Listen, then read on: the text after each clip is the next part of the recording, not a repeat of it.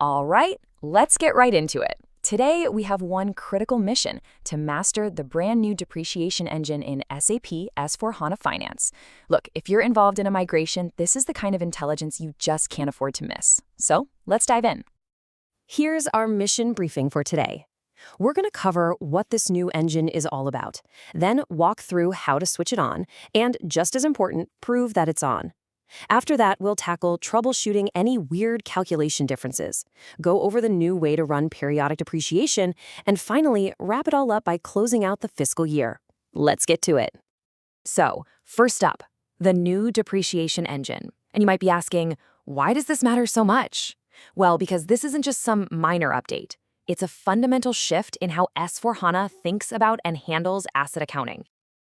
And here's the thing you absolutely have to understand. Once you migrate and activate the necessary business function, the system automatically flips the switch to the new depreciation calculation. This isn't some setting you can toggle on or off whenever you feel like it. It's the new standard, and it completely changes how your asset values get processed right from the ground up. Which, leads us directly to our next phase, activation and verification. Because let's be honest, it's one thing to turn it on, but it's a whole other mission to prove that it's actually working the way it's supposed to. The activation itself is a pretty straightforward two-step process. First, you've got to make sure you complete all the prerequisites under Activate Business Functions. Then the main event happens in Transaction SFW5. That's where you'll activate the business function called eAFin. Once you do that, the switch is officially flipped. But is it really active? I mean, you ran the transaction, you got a success message, but how can you be 100% certain that the new engine is actually taken over? You can't just assume it worked. You have to verify it. And this is exactly how you do it. Hop into Transaction AJRW, that's the Asset Explorer. From there, you're going to choose Display Depreciation Calculation, which takes you to the Fixed Assets trace. Right away, you'll probably notice the screen looks a bit different, but the real proof, the absolute smoking gun, is in one tiny detail. So where is this smoking gun? You're going to look right at the header line on that screen.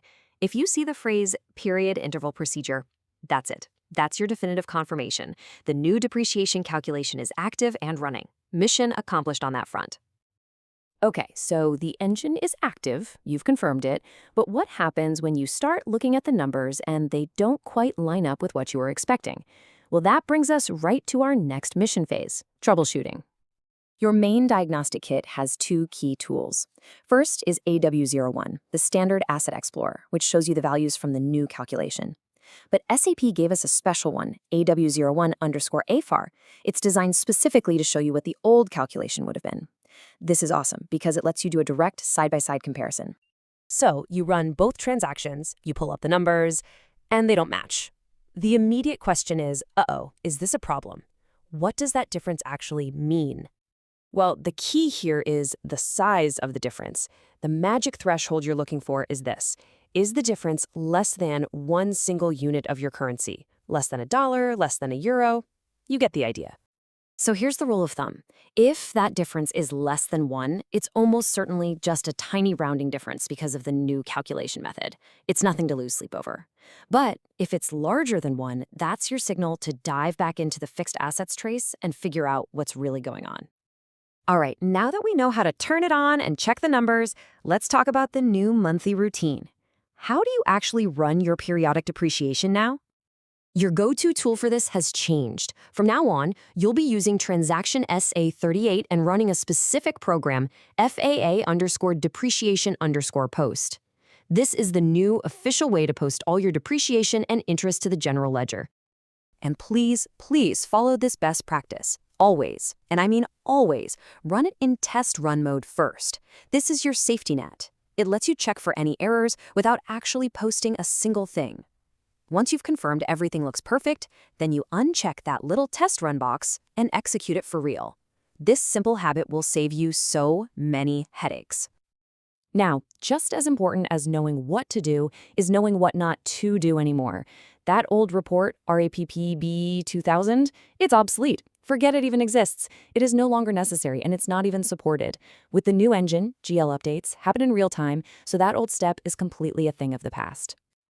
And this brings us to the final phase of our mission, the grand finale. properly closing the fiscal year and completing that whole annual cycle in fixed assets. Now, before you even think about closing, there are 4 non-negotiable prerequisites. Number 1, all asset transactions for the year have to be posted. 2, that final depreciation run has to be completely done. 3, your asset accounting and your FI modules have to be fully reconciled. And only when you've checked off all 3 of those can you move to the final step, running Transaction AJAB to close the year.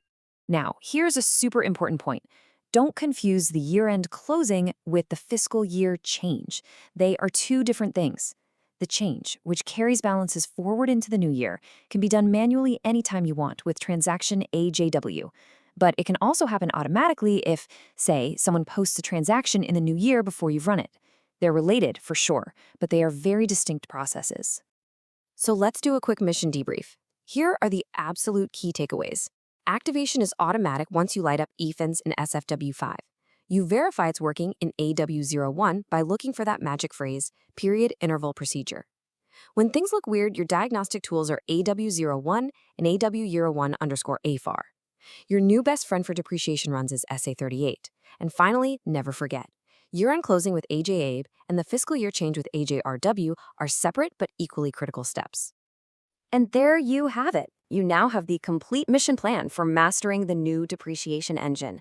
So the only real question left is, now that you have this intel, how are you going to make sure your own team is ready for this fundamental shift?